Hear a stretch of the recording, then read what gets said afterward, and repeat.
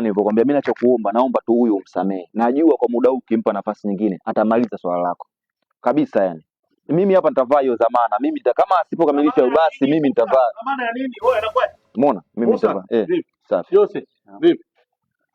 Umeona kaka, mimi unasalimiwa unashindwa kuitikia, unasalimiwa na mwanaume mwenzio unashindwa kuitikia. Nanga. Wewe unasalimiwa na mwanaume mwenzio unashindwa kuitikia, nanga nini? Huyu mtu yuko mtaani anasalimiwa anashindwa kuitikia, maana yake nini? Sasa kuna jambo tunalijadili.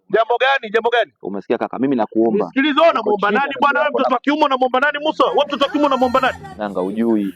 Hata kama nijue nisijue, hapa mtaani Tanzania nchi ya haki, kila mtu ana uhuru wa kuongea. Wewe vipi bwana? Wewe unamuomba nani? Unamuomba nani? Kaka naomba mimi. Unaomba nini hapo mtoto wa kiume? Sikiliza, hata kujilegeza kwanza, mwachie mkono. Ngoja kwanza mwachie mkono. Shida nini? Mimi ndo najua. Shida nini? Watu wanakaa wanaelewana bwana wewe. Kamkosea. Yaani huyu kamkosea. Mimi nisikilize, anayekosewa Mungu na bado anasamehe wewe. Wewe vipi nchi yake bwana wewe? Kila mtu ana uwezo wa kufanya chochote, kuongea chochote.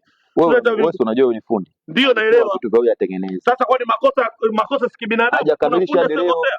Sawa, ndio labda ubizi wa kazi, sio wanaume lazima muelewane bwana. Mleta pigo gani hizo? Nini?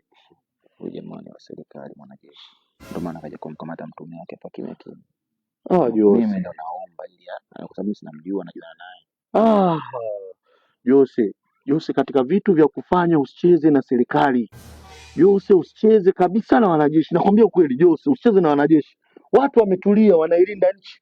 Watu wanatulia, wanaangalia amani ya nchi. Bado wanakuangalia wewe, bado wanaangalia kila kitu ambacho wewe unakimiliki. Jose, ajali kazini wapi? Unatakiwa angalia ajali unazitengenezea wapi Jose?